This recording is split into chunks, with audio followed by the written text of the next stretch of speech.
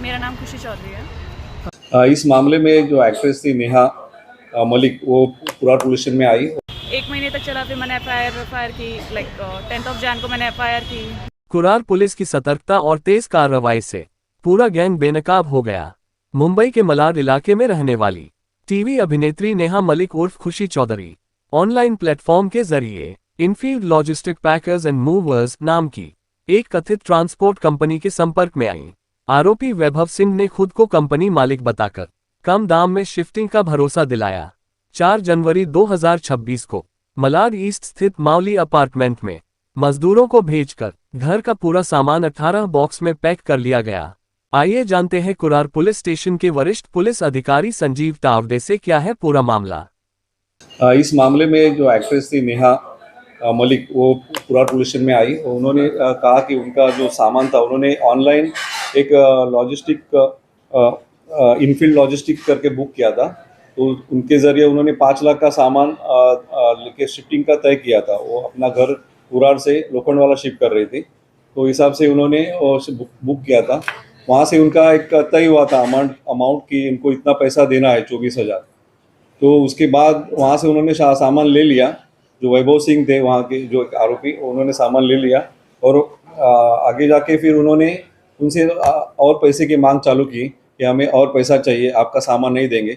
और उन्होंने अपना सामान एक साकीनाका में समर्थ बिल्डिंग में छुपा दिया।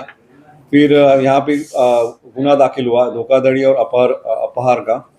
तो हिसाब से पुरार पुलिस स्टेशन CR नंबर 33 में हमारे डीओ है जो दयानंद पवार API और PSI नलावड़े, उन्होंने जो तांत्रिक तपास करके टेक्निकल इन्वेस्टिगेशन से वो वहाँ से हम लोग ने जो साकीनाका से जो बिल्डिंग से पूरा माल हमने एक्ट्रेस का रिकवर किया और आरोपी का दर दबोचा। ऑफिशियल एक्ट्रेस है और मैडम यहाँ पे कुरार में मावली डेवलपर्स की वहाँ डेवलपर्स में रहती थी। अभी वो वहाँ से शिफ्ट होके लोखंडवाला रह रही है और मुंबई पुलिस का उन्होंने धन्यवाद किया है और हम लोगों ने तुरंत एक्शन लेके उनका सामान वापस दे दिया है।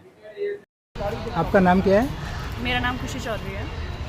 क्या हुआ था, थोड़ा आप बताएंगे? एक्चुअली मैंने ये ऑनलाइन बुक किया था Enfield movers and packers 4 of Jain को, एंड ये मेरा सामान आए, इन्होंने उठाया and they gave me shipment जिसमें कि 11,700 का इन्होंने बिल बनाया एंड इन्होंने कहा कि 3 दिन में आपका सामान पहुंच जाएगा।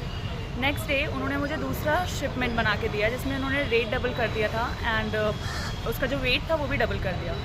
एंड उसके बाद वो मुझे बोलते कि मैडम आप मुझे इतना ऊपर का पैसा दो तो आपका सामान उधर पहुँचेगा, वरना नहीं पहुँचेगा। तो मैंने कहा भैया ऐसा नहीं होता, लाइक अब ये सब चीज़ें आपको पहले बतानी चाहिए थी, अभी क्यों बता रहे हो? ये लाइक कि मैडम नहीं ऐसा नहीं होता है, शिपमेंट हो गया है, अभी आपको पैसा देना पड़ेगा तभी सामान उधर पहुँचेगा, वरना नहीं पहुँचेगा।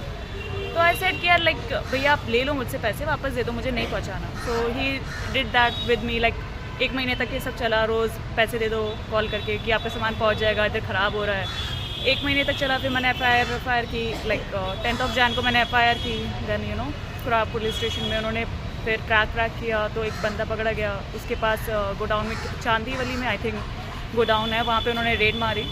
सो वहाँ पे बहुत लोगों का और भी सामान है, तो मेरा सामान लकी मिल गया। पुलिस वालों ने लाइक होप नहीं थी बट उन्होंने ढूंढ दिया मेरा सामान, लकी ले रहा।